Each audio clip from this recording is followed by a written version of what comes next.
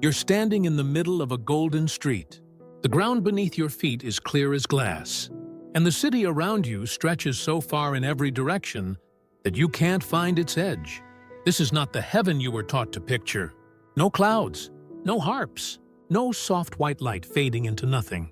What the oldest texts describe is something far stranger, far more solid, and far more wild than any greeting card ever dared to show.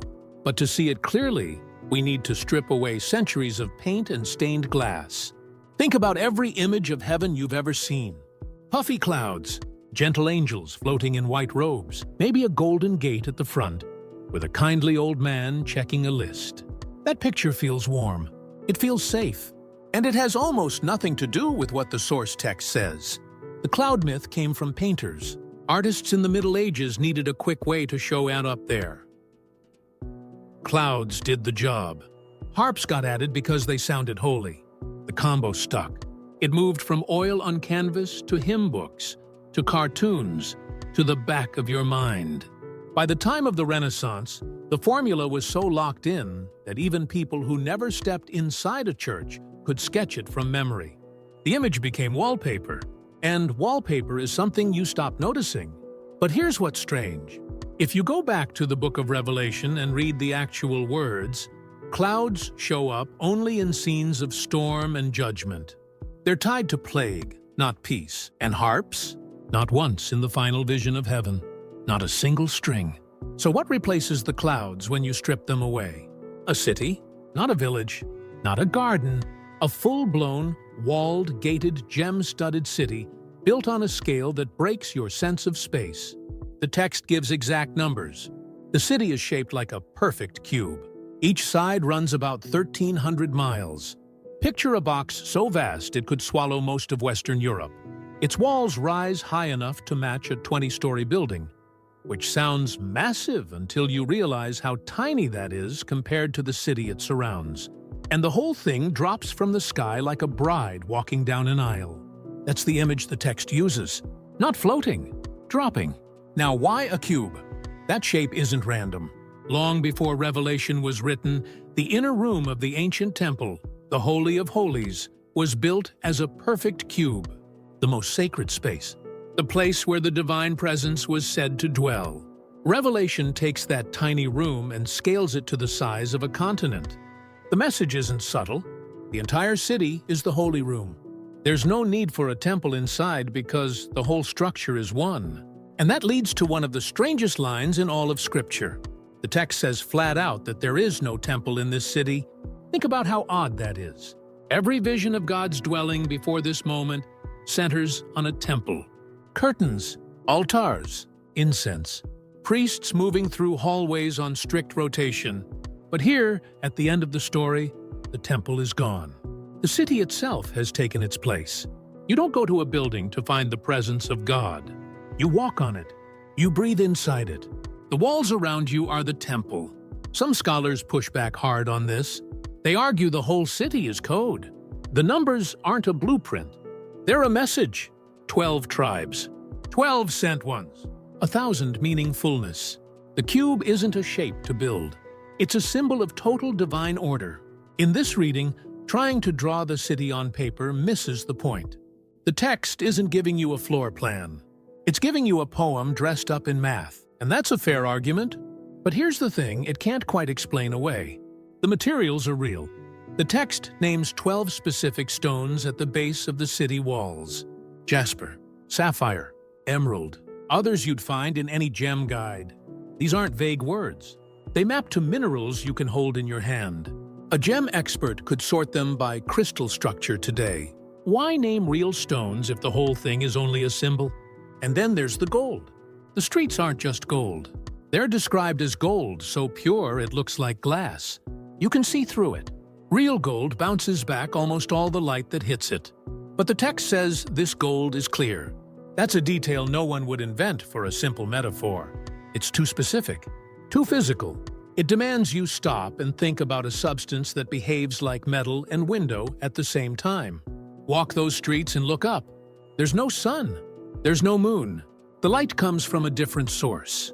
It pours out of the center of the city the way heat pours from a furnace. The The source is the lamb. Not a lamb in the way you'd picture a farm animal. This figure carries wounds that glow. The scars themselves become the light. Every street, every gem, every clear gold surface catches that glow and throws it back. The whole city pulses. Think of a prism, but on the scale of a continent. Light enters from one source and breaks into 12 kinds of brilliance as it passes through 12 different stones.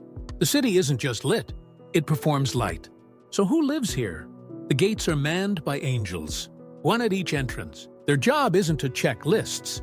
The gates never close. That's another detail that breaks what you'd expect. You'd think a city this precious would be locked tight. Every ancient city in the real world bolted its gates at sundown. Enemies came in the dark. But the text says the gates stand open, day and night. The angels aren't guards in the way you'd think.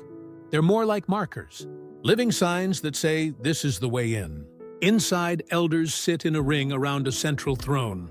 4 creatures, each one shaped like nothing you've seen, move in orbit around the same center.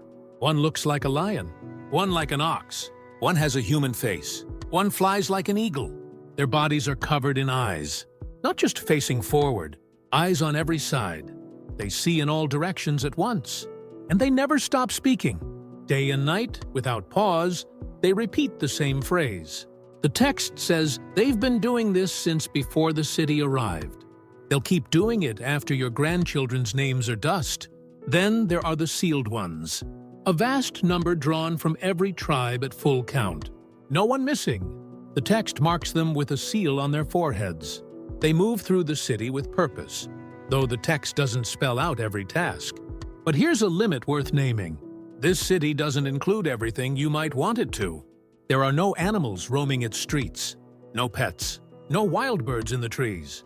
The only creatures named are the 4 around the throne, the angels, the elders, the sealed humans, and the lamb. If you grew up hoping your dog would be there, the text doesn't back you up. That's not cruelty. It's a boundary of the vision. The camera, so to speak, is pointed at worship and structure. What falls outside the frame, we simply don't know. Now, follow the center of the city to its heart. A throne sits there, and from beneath that throne, a river breaks free. Not a trickle, not a pond. A full river, clear as crystal, pushing out through the golden streets. Water so clean, it looks like it was made from light. It flows without a source you can see, just the base of the throne. Every river on earth starts from rain or snowmelt, gathers from countless streams. This river has no watershed, no rainfall, no upstream. It simply begins where authority sits. And on both sides of this river, a tree grows. Not many trees, one tree, but it spans both banks, its roots drinking from both sides. This tree bears fruit, a different kind for each month, never bare, never dormant. The leaves themselves carry a purpose. The text says they're for the healing of the nations. That word, healing, sits in a city where nothing is broken. So what does healing mean in a place with no wounds? Some read it as the final closing of old scars, the last echo of damage fading out. Others see it as something ongoing, a constant renewal that never lets age or decay gain a foothold. Either way, the tree works without rest. It produces without running dry. It flips every law of farming you've ever known. And beneath all of this runs a strange idea about time. The text says there's no night. No darkness means no cycle. No morning and evening. No sense of days stacking up. The word used for eternal in the original Greek doesn't just mean going on forever, the way a clock ticks forward. It carries a sense of fullness, time that isn't stretched thin, time that is complete in every moment, not a line with no end, a single point with no edge. Imagine standing in that city. The ground beneath you shines. The walls glow from within. The river hums past your feet. Fruit drops from a tree that never rests. And the light doesn't come from the sky. It comes from a wound. That's not the heaven you were sold. It's not soft. It's not simple. It's a fortress of crystal and stone, alive with purpose, and built on a scale that makes your mind bend. Every story has a next chapter. If this one held you, The next one goes even deeper. Subscribe, and you won't miss it. A cube of gold and jewels, lit by scars, fed by a river that begins at a throne. The clouds were never the point. The city was waiting behind them the whole time.